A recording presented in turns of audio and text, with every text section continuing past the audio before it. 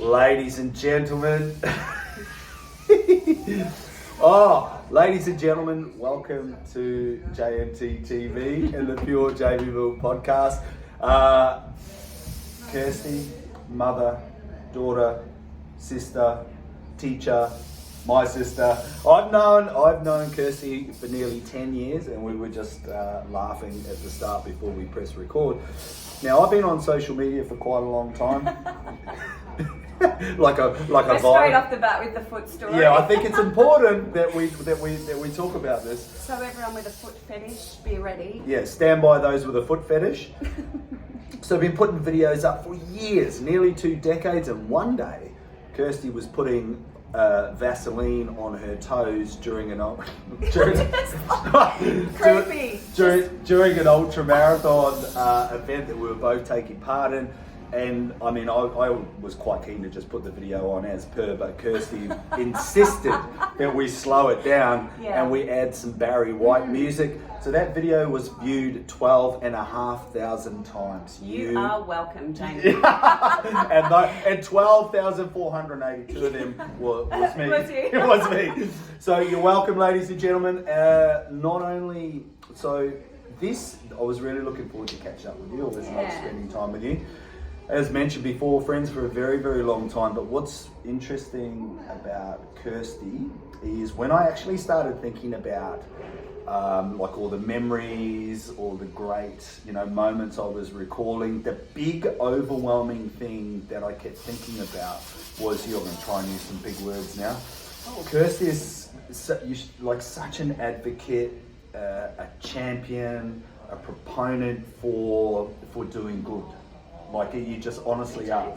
Like, there are people that just bring out the good in good people, and even bring out the good in shit people, and they're out there. That's a skill. And sometimes it takes a tub of Vaseline, and sometimes it just takes, support, and like I said, being a champion. And I could go on and on and on about some of the things. I know you're a big advocate and supporter for MND and me. We'll chat about that. Was it Global Charity TV or the Adventure series? Yeah, Adventure All Stars. Adventure All Stars. Yep. And in more recent times, Rise Up, which is in relation to domestic violence with women. So we'll talk a lot about that, but that was the common thread, was just one of those great human beings, the minority. We do refer to this woman as a unicorn. She is a unicorn. But not the threesome kind, just putting it out there. No, she did find just for reference, but one of her greatest I think highlights. It's just the glitter of sprinkling magic. She found a pair of my undies in Watala once. Side of the road. Side of the road, yeah. So I was looking for, do you know that a person like you is called a hierophant? Well, I love that I'm going to learn stuff today, James. Every day there's something new. Hierophant, so basically a person that is, just super, super supportive in lots of different areas, and that's you. And probably the first, firstly, thank you for coming this morning. Let's start with that. You are welcome. Let's start Thank there. you for my coffee. You're welcome, very welcome. Is that glitter on the table? Did you leave I just went like this. Can't wait for this podcast. I'm ready. Yeah. You may ask me questions. Look, probably one of the first questions is why? Why do you do what you do? Because it is, time is always a great revealer. And as I mentioned, it's nearly been a decade since I've had and it is a privilege, of your friendship, of knowing you. And I'm sincerely curious, because you're just relentless with your compassion and your patience and your love.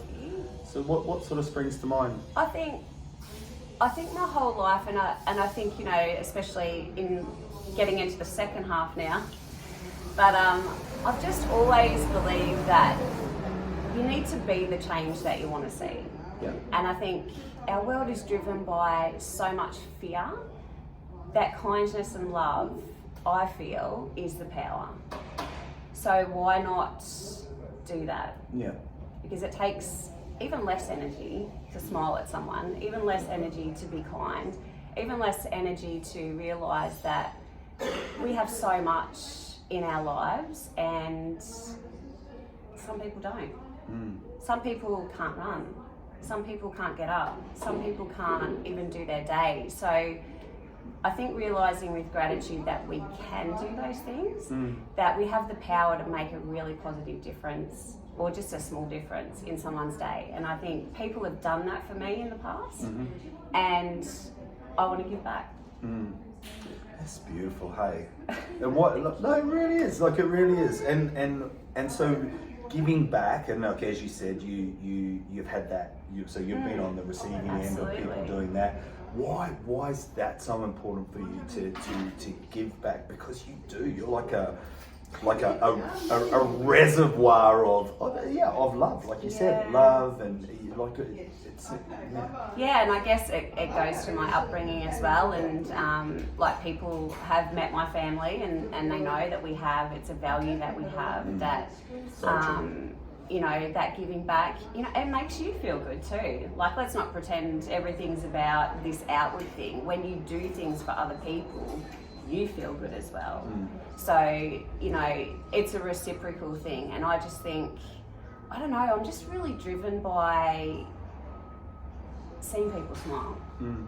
I have done a lot of events, as you know, and I can honestly tell you that I feel more proud and more happy and more fulfilled watching somebody else and helping somebody else to get to a finish line of their journey, or through a treatment, or any of those sorts of things, than doing those things myself.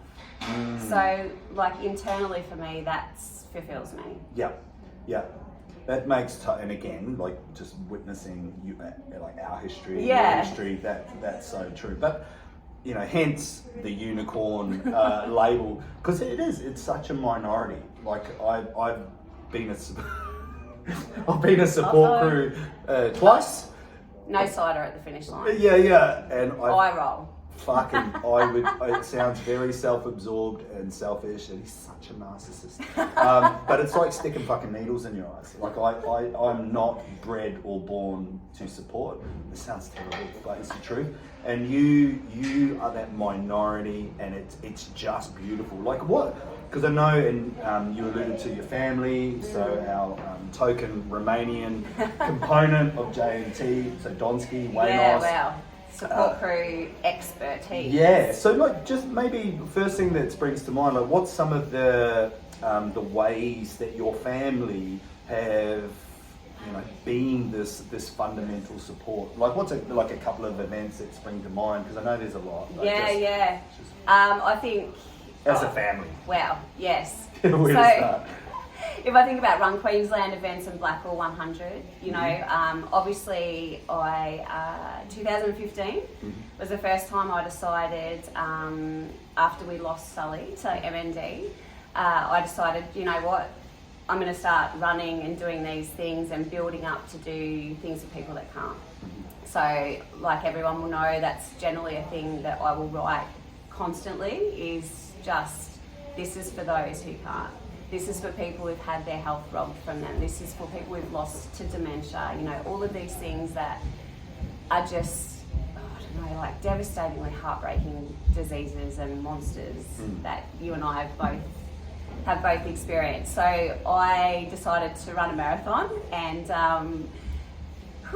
had just met you at that time. Yeah. And you were just like, just start and finish. But my family in the background are there looking after my child while I'm on the track. They are throwing me nutrition. They're around the track. They're there to hug me when I'm crying ugly tears at the end of, you know, all of the feelings that you get, and those people that have finished marathons will know what I mean. Blackall 100, out in the middle of the night, like I was out on the track for 19 hours and my family were at every single stop, including my new extended family that I had at that time. And it's just, and it's just as a participant to then go, you have to see the other side. You have to see, because it's actually harder to do support crew. I totally agree. Than it is to just be on your feet and just fight your demons in your head to make it to the end. Thinking I was going to be taken out by wild dogs and all sorts of stuff at Blackall, and made it safely, obviously, because I'm here today. But yeah, like to do both sides of that and then to appreciate that. And thankfully, I have been able to convince, which seems to be a skill of mine, people to enter events that they think they can't do, including my sister, and then being able to be there for them and support them and see what the other side's like. So. Wow, well said. What's been, like, positive or negative? It's fine. What's some of these experiences been like for you? Like when you think back these events where they're actually doing them or supporting, like what's a highlight that pops out for you? Good or bad? It's all good. So many. Yeah, I know. So many. So I think the Kokoda Challenge, I'm going to throw that one in there. Mm-hmm. I did that, I've done that 3 times down the Gold Coast, and I think that's a team event, right? So you're not only fighting your own demons when you're going through these stages of fatigue. The first year we did it, I think we were out there for 32 hours. So we had an injury in our team, and so that last 10Ks took 5 hours to complete. So mentally, to be able to get everyone across the line, because that's one of the Kokoda values, obviously, to courage and mateship and endurance. And so that mentally for me, I don't think anything since then has come close to me reaching that point where we finished, right? So I realised that no matter what life throws at you, because this is the thing about ultras, and I know you've talked about this many times before, but it goes directly into your life as well. So I knew now and I've had a lot of stuff happen to me since then, but I know that no matter how far I feel mentally, I'm not okay. That if I just keep going, this too shall pass. Beautifully said. And the wave will come, and I'll ride it, and I'll know that it will go away. Yeah. You know, and I think Black or 100 being out there by myself for that long was exactly that. And there was times when I felt great, and there was times when Is this gonna pass? I didn't. Yeah. Well, Is this you know good it's feeling? gonna come crashing down at some point. And then I think before I got to the 90K mark, where you guys were, my support crew, including Jamie, totally off chops. I think everyone at the stops was like, your support crew, they're so entertaining. Like, can you make sure they stay here? But I'd had a fall, and I had scrapes through my stag pack tights that I had made. And that Tiff had organised for me. And I was so upset about having a hole in my thing, and I had all the ambos around me like, what's your name and how, blah, blah, blah. And I was like, and my pants! But my pants! Yeah. I'm fine. And they're like taking bits of like dirt out of my I've still got a scar from it for all of my life now, so. But I love that scar because I'm so proud of that moment. And I did get home and got lost in the last 10Ks and had a bit of a moment, but you got it done. Out of the darkness, that's right. There is light. Amen. Preaching to the people. So would that be those two moments, like Kokoda, Blackall? Would they be some of your most proud moments, like for you specifically? Yeah, and yeah. I think even just staying awake for 24 to 32 hours is fucking hard enough, let alone dragging a team. And so that's like event stuff, and then, you know, life stuff. I almost lost my life when I had my child, and so that's like my biggest achievement of my life is my kid, and he's Shout out Sam. Shout out Sammy. Great. And he'll be like, "Oh, Mum, you're so embarrassing. I can't believe you did this." He's not really a kid now, is he? No, and that's what I mean. So now I have had a marriage breakdown when he was 3, so... You're going to say a man-child. A man-child. I've got a man-child now. I've got a man-child. And so he's just turned 18 this year, so we've had 2 milestones this year. And to look at him and the kind-hearted, like I can see my family traits coming through in him, and you know, the world tries to knock you down so many times, and media tries so hard to make you scared and make you go to the dark side of negativity, which we all know is a virus. Fake black. Is that a racial slur? No, I don't. And go over to that side where everything's negative and a virus, and it's if you spend your day and you wake up and you watch the news, it's depressing. Yes, it's pretty heavy. Yeah. They focus on all the bad things that are going on in the world, and I think we need to see the good things that are happening, because every single day, people who are in battles with their health and things like that, they get up. You know, they fight another day.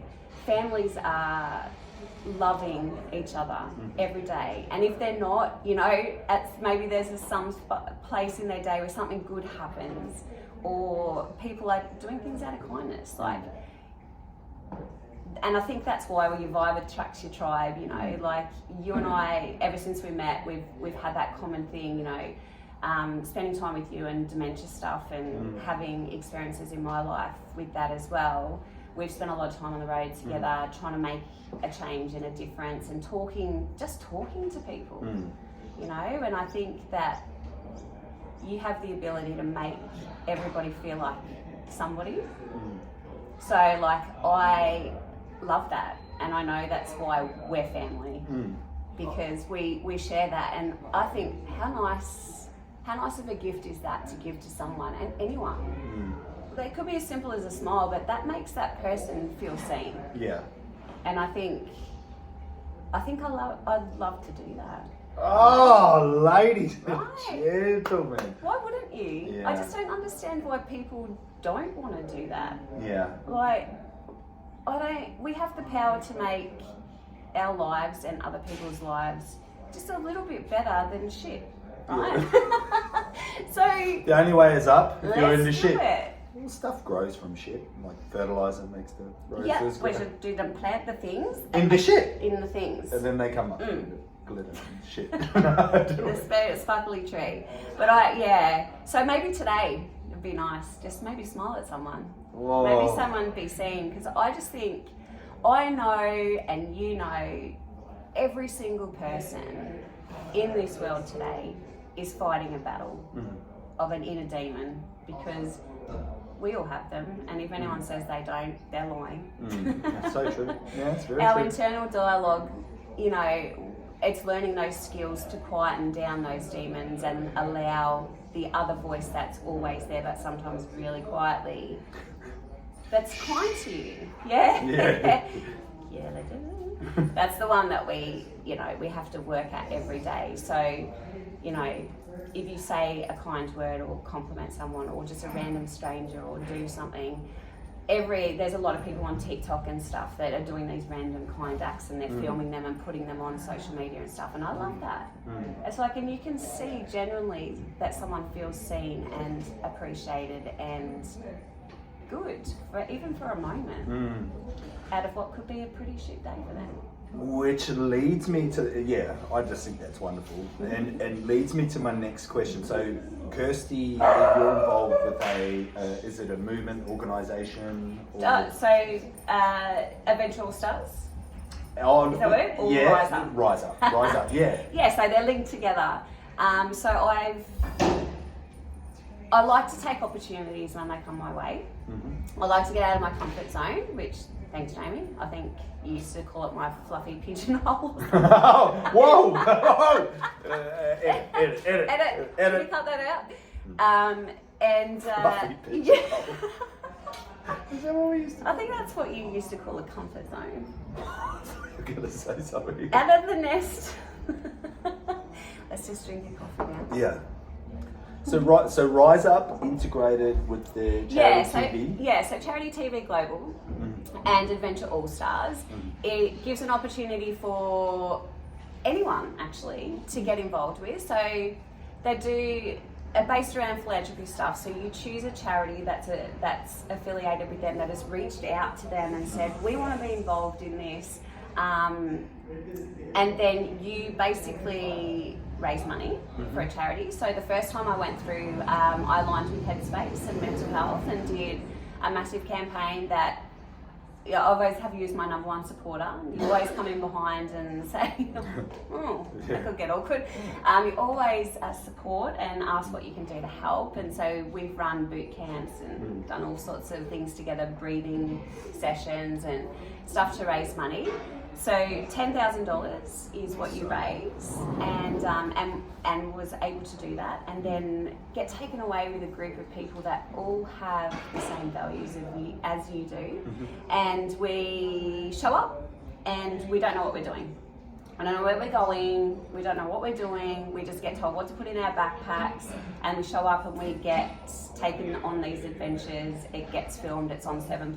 Yeah.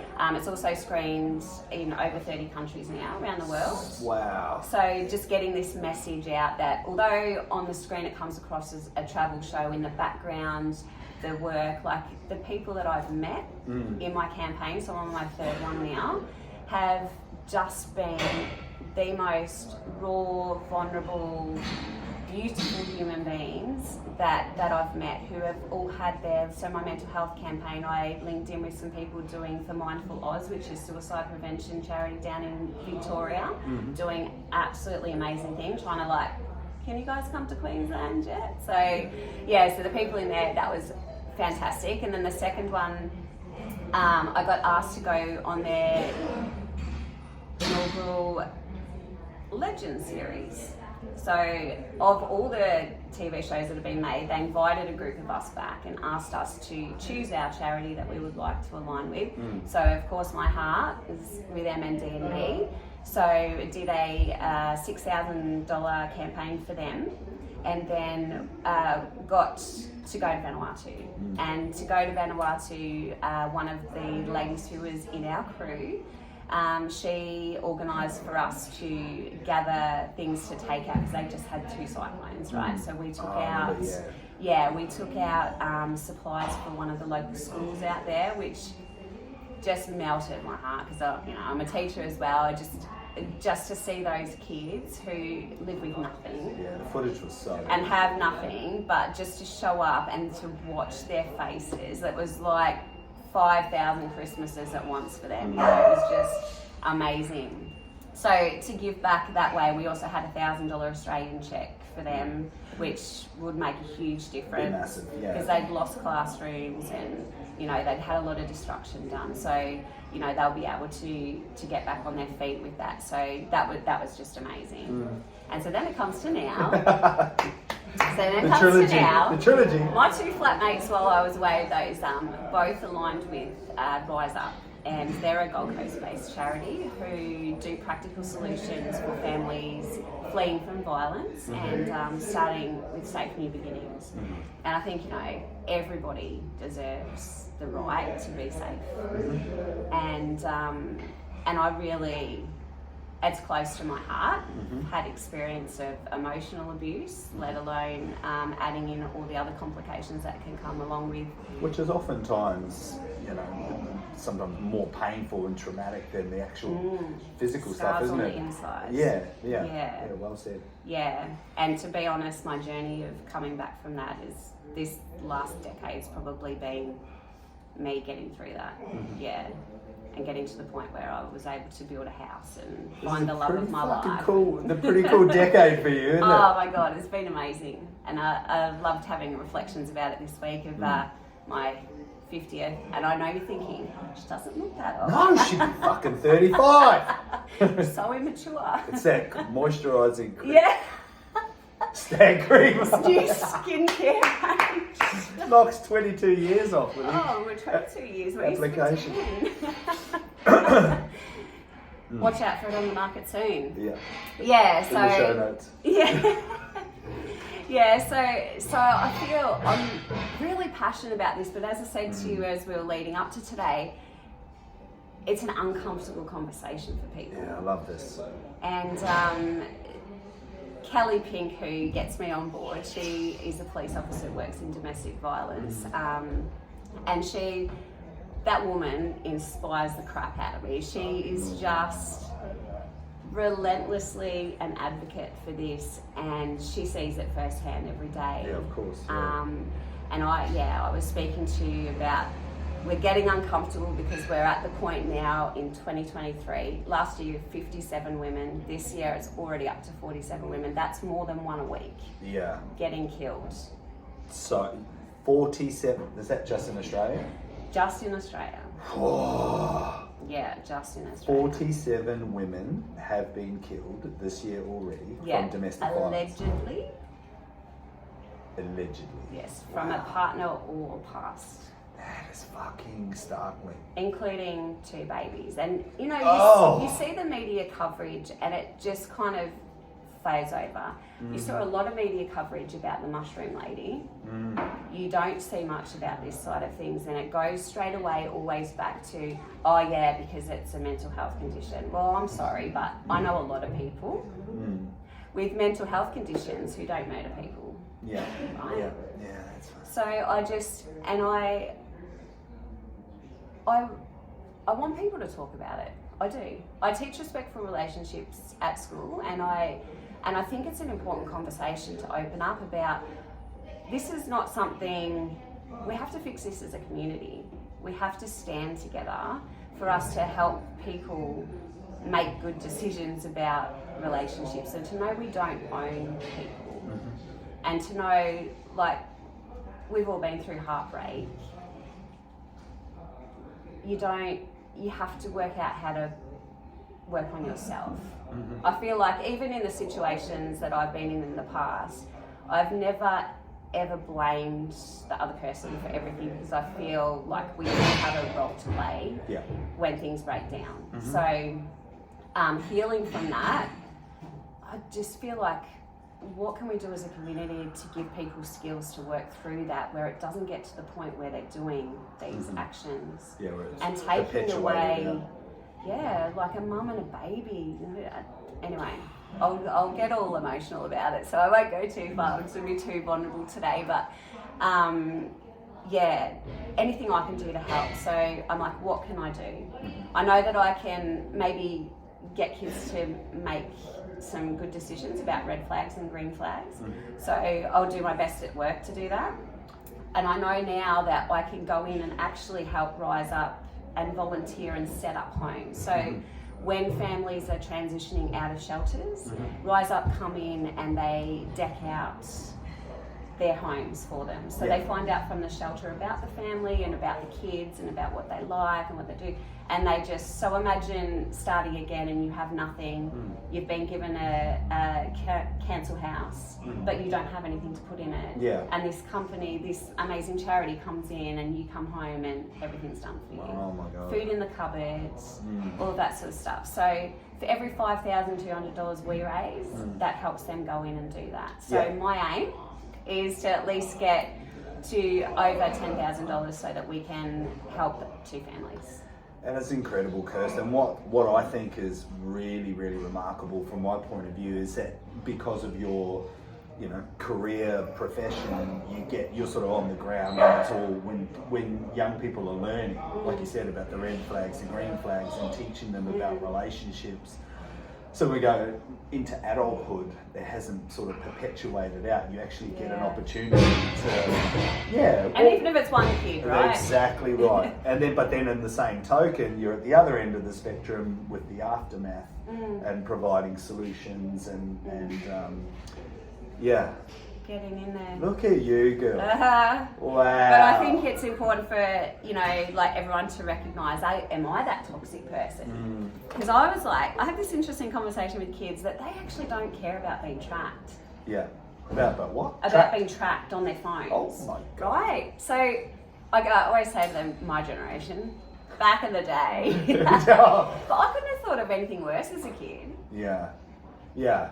But this is what I mean. We're driven by fear, right? So there's so much fear around everything now that parents I need to know where my child is. I'm experiencing the new level of stress as a parent where your kid's got their license. Yeah.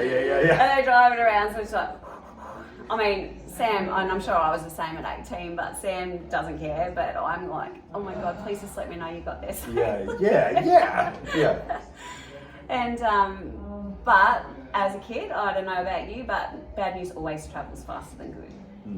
Right, so I just think you don't need to be tracked. I don't need to track him. I don't have Life 360 on him. I trust him, and I know if something goes wrong that I'll find out quickly. So yeah, it's so interesting with technology, and I often think about stuff. I know, like, totally different context, but I'm sure I'm sure it's similar across different contexts. Like I think about the fitness industry. We've got more fitness professionals than we've ever had. We've got an internet just loaded with resources and tools and information, and it's like it's an abundance. Yet we're more overweight, more miserable, struggling with mental health, and I actually think. I mean, I obviously don't know for sure, but I'm almost certain that's across all contexts. Yeah. We've got this amazing technology that, like you said, can track, but also that tracking comes with different things, right? Yeah. So where are you? What are you doing there? You said you were going to be here. Like you said, all the fear, all the mental fuckery that goes with it. Yeah. Wow. But because all this technology, humans need connection. And we can sit behind our keyboards and be a keyboard warrior because we know there's plenty out there. Probably be some on this podcast. Like, but you know, I would always say to my child, please don't ever say anything online that you are not prepared to say face to face. Having a face to face conversation with someone is respectful. And you don't read body language when you're texting someone. You can't read tone when you're texting someone. So it's like when you read your horoscopes in the paper, you make it into whatever story is running in your head.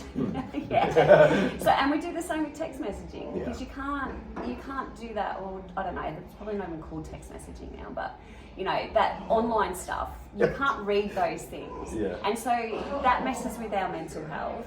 And I feel like almost coming back to basics for people and simplifying things is a oasis that we need in our lives. So for me, I have to go back to nature. If I go too long without grounding myself in nature, I'm not okay. So, but how lucky are we? We live on the sunny coast, so the beach is right there. We've got hinterland with amazing waterfalls. Like we have all of that here. So that's my simplicity. That when things feel complicated for me, I'll always go back to nature because I know it heals. A beautiful thing to share, but it's so true though. You hear that from a lot of people once they get back into Mother Nature and whether it's the ocean or the forest or whatever. It's a great way to untangle the tanglements of life. And I remember quite a defining moment with you, and you know how we ran from Melbourne to the sunny coast. You know that one time I've got at the band scars. camp? The scars are on the inside. Although I've got a great video that I'm quite prepared to share. No, that wasn't the foot video. That was WA. But I remember you and I. We were getting to the point where we were tracking back towards the ocean. And I just remember this distinct thing of you and I. It was almost like taking this breath, and our souls were like, okay, we've been battering our bodies, but we're about to get into salt water. And we went back to being like two little kids, and you know, that whole like my soul belongs here, and having that, and you know, like I have that feeling every time I go to Fingal Headland in New South Wales, and I have that feeling when we're in Scotland. Scotland, I feel like my soul lives in that country as well. You know, it's just something, that feeling you get. And if people haven't found that yet, that's what I would search for, right? Because you need to have that place that soothes you and heals you, and spend your time with just you. And I think we are so busy in life that we forget to heal ourselves. That's our job. That's our responsibility. And you have to spend time alone with yourself to be able to give yourself the opportunity to do that with support. So, you know, and as you said, we've got so much support, right? Support 101 over here, eh? Well, everybody needs support. And I will say, I often say to people, I don't like asking for help. I don't. And I know most people don't. And because we think, you know, strong, independent woman, I can do this. You know, my mum's a strong, independent woman. She sucks at asking for help. My sister's a really strong, independent woman. She sucks at asking for help. But we know, I've been to the point where I've been so broken that I knew that I couldn't do it by myself anymore, and I had to ask for help. And it's actually the hardest, most courageous thing I've done. And I hated it, but I did it. And I will always say to people think that's a weakness. Holy crap. Not asking for help is a weakness. Yeah, well said. Asking for help takes strength and courage. So if you think it's a weakness, it's not. And you have been told. Yeah, go right get here. some help. Yeah. Oh, the unicorn. Go get some help, because we're not ever alone. As even on the darkest times when we feel like we're alone, you're there. If you look up at the stars, because there's going to be like thousands and thousands or millions of other people feeling the same way. Yeah, and that's what I mean, connection's important. And Adventure All Stars, and that's what I love about it, you know, having that concept about charity behind this amazing opportunity to meet people and network with people that you get to go on an adventure. You know, Troy Gray and Tamara Gordon that are in the company, Troy's a CEO, but they just live and breathe charity and live and breathe that giving back and you know, just being there, and I love that. And so, you know, if you want to go on TV as well, go. You hear They're always looking for cast members, so yeah, you just have to sign on, and obviously, you know, it takes a lot of commitment to, I've always just aligned with charities that I feel passionate about. Yeah, of course. Because I think if you've got passion, as you know, and if you've got a why in the background, then you're always going to pull through and commit to getting to the finish line of that. So. That's amazing. Team, I'm going to put a whole heap of links in the notes with today's podcast, with Rise Up, the Charity TV. Have a look. It's an amazing cause, as you've heard. And hopefully we can at least get 2 families into a safe new beginning. Oh my goodness. Well, I love you very much. I love you too. And I really, really cherish and appreciate our friendship. Yeah, me too. It's amazing. And thank you so much for coming and sharing with everybody what you do. I've been like, oh, on and on. No, not at all. No. But I think just... And I'm not doing my toes, but you can look that video up. I'll be sure to put that in the show notes. That'll probably be part of the links. If you want to check some feet It's out. actually in this folder on my phone. Sorry. No. And just so people know, I actually hate feet. It's fucking terrible, eh? Every challenge we've done and people have to wait and put their photos of their toes, I'm like, please put socks on. James, show us your feet. Show us your feet. Put your socks on, Take it off. Thank you so much for today. You're welcome. Love Thank you for having me. Yeah, you're welcome. Love you too. Mwah. Now I've got to go teach. I know. Did I make you late? No, not at all. You alright? Early, yeah. Oh my god. Finished my coffee now. Yeah, enjoy your coffee. Thank you.